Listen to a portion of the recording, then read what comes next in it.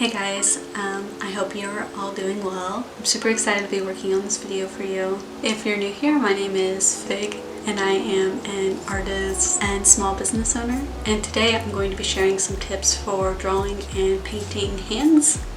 Since after 5 years, I finally feel like I know what I'm doing. So I'll be going over some basics when it comes to getting the shapes and proportions down, as well as sharing some tips to keep in mind. And then at the end, I'll be working on a hand study in gouache so you can see how it all comes together. But before we get too far, I want to take this chance to thank our sponsor for this video. So an extra big thank you to Ana Luisa for sponsoring this video, aka the company who got me interested in jewelry. I've worked with them a few times and they're always such like a joy to work with, and they happen to be running their biggest sale of the year right now. It's buy one get one 60% off. So a big part of why I love Ana Luisa is their commitment to being earth conscious. They're carbon neutral certified and are always continuing to look for ways to improve the process of making their jewelry. Like they use recycled material wherever possible and use lab-grown diamonds, which are completely traceable.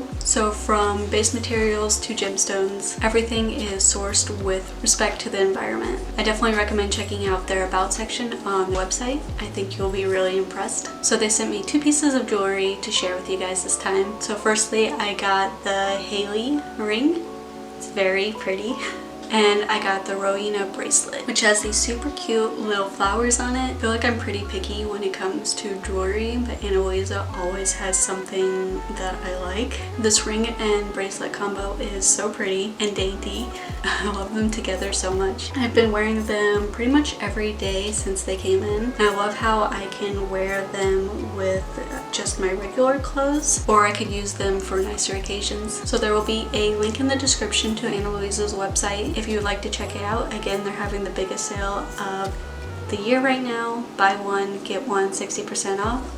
But that'll be down there if you would like to check out what they have available. So I'll be using these pieces in the last part of the example painting. So before I start breaking this down and going over everything, let's look at the super simplified steps I'll be going over. So the first step I have broken into 3 different ways that you could go about this. I like to call this step either the blob stage, or the block stage, or the mitten stage.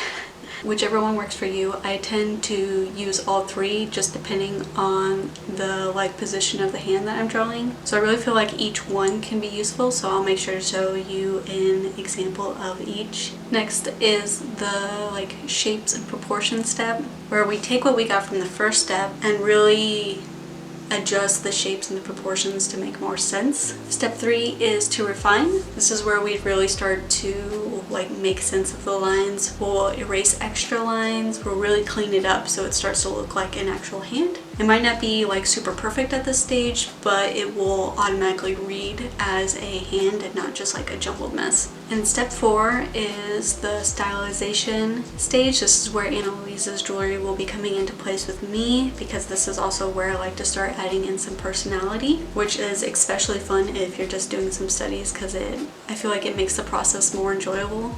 So for this video, I will be using my own hand as reference, and I really recommend starting out this way. That way, even if you're working from a photo, you can move your hand around and better understand how everything overlaps and works. But let's go ahead and get started. I'm going to walk you through a few drawings and share some tips as I go. I wrote down so many tips for this video. I really hope you guys find it helpful. I'm going to be working on these drawing digitally, since that will make it much easier to adjust and stretch the proportions. But if you're using pencil, just make sure to draw really lightly, and maybe if you don't already have one, I recommend having a kneaded eraser. Okay, so for this first one, we are using the Blob Method. It took about 10 minutes. So as you can see, we're starting out with a pretty long pentagon type shape, and then just building up the rest with adding little rectangles and shapes on. I'm also leaving a shape towards the top for where the joints will sit, and using that as a reference point for where to draw the triangle type shape coming off of the edge of the hand. And we're just start to roughly block in the fingers, doing each section as a little block For reference, proportion wise, the palm is usually just as long as the middle finger, so we're keeping that in mind. We don't need to worry about them being too perfect in this stage because we most likely will adjust them.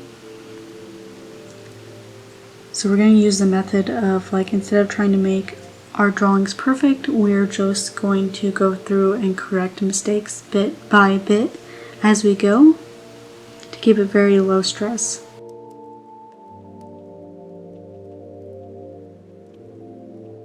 And then we'll start to clean this up a bit. And as we do that, keeping in mind that in general hands are straighter and more angular on the outside of the hand, and then softer and more round on the inside of the fingers. So I'm going through each finger and straightening the top part and rounding out the inner side.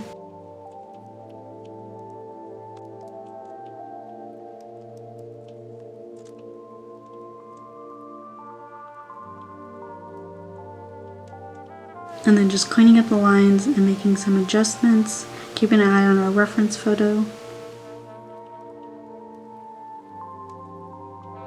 But for the most part, these are to serve as a warm-up, so we don't need to worry about them being absolutely perfect. We just need to go through and try to get some good hand shapes in.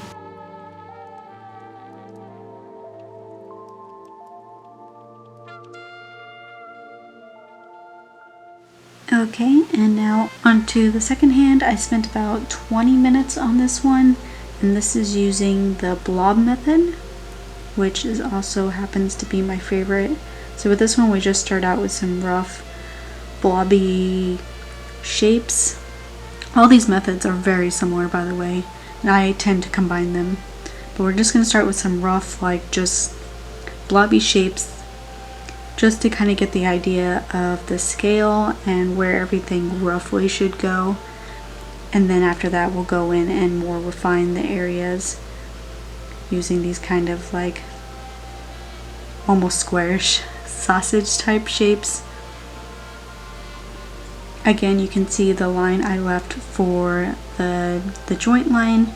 Because of the angle of this hand, we're drawing more like a three-dimensional rectangle, and then having the finger sausages come out from that shape. And then the same as the other hand, from there we just go through and clean it up, maybe add in a few details here and there. On this one I actually decided to go ahead and include the fingernails. I feel like for the most part fingernails aren't super necessary when doing hands, especially in studies, unless it's something that you really want to work on. But in general, fingernail starts about halfway up the third section of the finger. And remember to draw them following the shape of the finger, not just as like a square or a rectangle sitting on top of it. With hands, like the imperfections really sell it and add the character, so don't feel like everything needs to be perfectly smoothed out or perfect. Really just need to focus on proportion, volume, and perspective until the very last stage. I feel like the second step of this drawing, the second hand, really shows how messy I feel like this blob method can be. It's very scribbly, and it really starts to come together more when you start cleaning it up. Here you can see that I'm using the hand creases on the inside of the hand to show the feel of what the hand is doing here. I'm using the crease of the thumb to show that the thumb is more curled in. Try to avoid wrapping that crease just around the thumb joint. It starts up a bit higher, closer to that joint line I talked about earlier. And then the heart line, I think it's the heart line, starts at, and of course hands are all different obviously, but starts around closer to the index finger and then crossing down across the joint line. And drawing those lines can really shows the like squeeze on this hand pose. Okay, for the third warm-up drawing, this is using the Mitten method, and as you can tell, I'm definitely getting much more warmed up at this point. We're going straight in with the shapes and drawing more of a mitten form to just start out with the shapes of the fingers. And I did a separate like mitt for the middle ring and pinky fingers, and then left the index finger out since it's so separate. And then using those as like a landmark, I'm then using that to position the rest of the hand, still keeping that kind of three-dimensional rectangle shape for the palm. Then using that, we can go in and set up where the fingers would lay, and then go in with those sausage shapes after.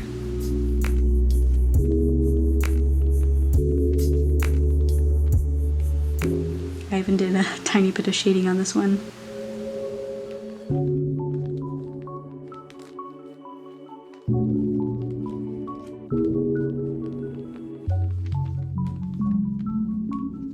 And then right towards the end I realized I forgot the thumb, so I go in and add that as well. And then of course I had to put them all together on a little layout, just because I was proud of them. And this is the last one, the fourth and final one. I spent a little bit longer on this one, around 30 minutes-ish.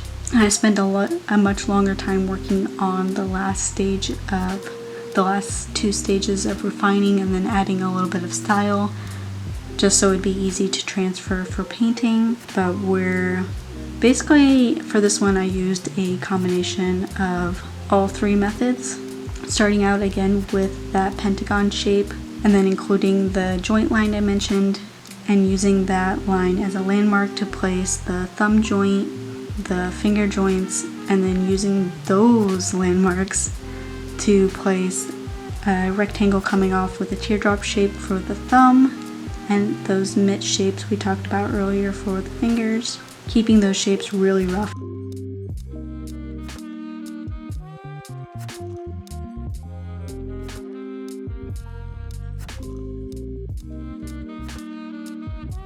It's also where I realized my palm is too short, so I lengthened that out, stretched that out a little bit. And then I'm going in fixing the proportions using those sausage shapes on the fingers. And I'm really letting the curves of the finger shapes show the direction that the finger is moving. You can see this on the ring finger. Instead of curving upward on that joint, I'm curving downward because that finger is faced more outward. So that joint has more of a downward curve to it, if that makes sense. But I'm just using that and going through and erasing any extra lines, and then tweaking and moving things around, heavily checking on my reference at this point to make sure everything's looking mostly correct. And then once I'm happy with the base of the hand shape, from there, this is really where we hit the refine stage. And get rid of all unnecessary extra lines. Start working on adding in the fingernails, tweaking the movement and angle of each of the finger joints, and then going in with some details that will help us with the painting, including little quick outlines of where shadows and highlights might be, outlining my tattoo, and then going in and adding more of a square shape to each of the fingers. I feel like this helps with the planing when it comes to painting the fingers, so I can see where the light will hit and where the shadow will fall. And then it's ready to be transferred. So I'll be using gouache for this painting. Just like digital, I feel like gouache, it's very easy to correct your mistakes because you can always paint over anything you messed up. Keeping the palette pretty simple, and honestly I barely even used most of these colors. But of course I have white, and then since this is a study on hands, not so much on color, starting out with a flesh tint, pretty similar to my skin tone, a burnt umber, a yellow ochre, and that's mainly just for the jewelry. Then I have a pink, a magenta, and a crimson red, and then for my cool colors I have a lilac purple, a Prussian blue, and a sky blue. And now we are ready to paint. I think I spent somewhere around an hour and a half on this painting. Definitely could have done a little bit longer if I wanted to. So we're going to start by going in with the darkest darks. I'm going to use a dark red for these. So after that I'm going to go in for the lighter shadows. For these, there will be both warm shadows and cool shadows. For the warm shadows, I'll be using a pinkish color, and for the cool ones, I'll use a more purpley color. And I'm just going through and laying these out really quickly. They don't need to be perfect. I'm just referencing my photo and just laying down anywhere I think is a shadow. Again, if I need to change something later, I can just paint over it. And then I do decide to go in and kind of outline the whole sketch just so it's a little bit easier for you guys to see on camera. And then we can start going in some of the smaller details, starting out with a very light purplish pink for the fingernails as their base, and then brushing over the whites of the nail real quick with a lighter whitish color. And then here I'm just mixing my skin tone for the base of this. I'm using mainly the flush tint, but I am mixing in a bit of that purplish pink and a lot of white. And then I'm just going to start filling in the whole base with this color. And I want it to be watery enough that I can also brush over my shadows. And that just pushes them back a little bit, makes them a little bit more subtle. After that, I'm going to go in with my highlights. These are going to seem a little bit too bright at first, but later when we do our blending, it will tone them down quite a bit. So I'm going in with just straight white. After that, I'm going to go ahead and fill in the base of the jewelry, just using a bit of that yellow ochre mixed with white.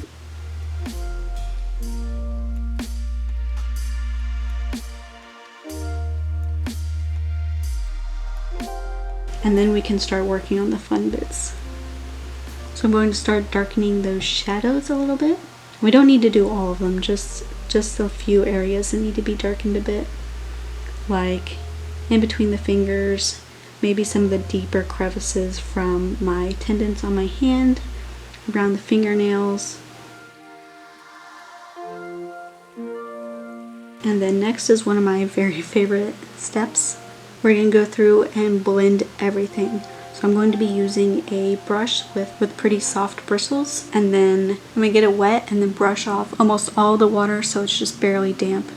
And then we're just going to use that to lightly brush over the entire painting, sticking to more horizontal lines. With the fingers, you might be tempted to brush up and down with the length of the fingers, but when you follow the form, you will add more shape to your painting. So I recommend sticking to a more horizontal blending pattern. You can kind of use that to, as you're blending, use that to wrap around and kind of sculpt out the shapes that you want to come through.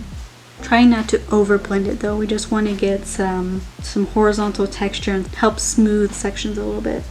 And then after that, we're just going to go in with some pretty watery layers to adjust our tones a bit. We might need to add a bit more highlight in one area or a bit more shadow, and then you can blend it again. This step is really just a big back and forth of pushing and pulling, if that makes sense. I feel like sometimes it helps to view your painting as more of a sculpture. And then once we're pretty happy with where we're at with the majority of the painting, I'm going to go in and add a little bit more detail into our jewelry here. This is really the stage where you can start adding in some stylization. I like to add lots of little individual brush strokes following the form. This helps, I feel like this helps more with the whole building up a shape that I was talking about earlier. For drawing jewelry and other items like this, I feel like it's easy to start with a shadow, a base, and a highlight. And then if you feel like you need to do mid-tones on each of those, so do somewhere in between the shadow and the base color, and somewhere in between the base color and the highlight, add a little bit more variety. But for the most part, you can stick with just 3 colors. And then lastly, I'm going to go in and paint in my tattoos. For this, I'm starting out with a more kind of watery layer of a super light blue, and then I'll go back over that with thinner, more precise lines using that Prussian blue. And then here is everything we worked on together and a close-up of the hand.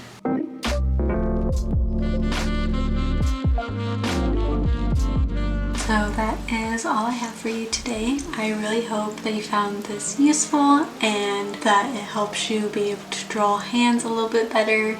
If you have any questions, feel free to leave them down in the comments and I will do my best to answer them. Don't forget to check out Ana Luisa's sale. They are having the biggest sale of the year with buy one get one 60% off. That link will be below in the description. And thank you so much for watching. I will see you soon for the next video. Bye.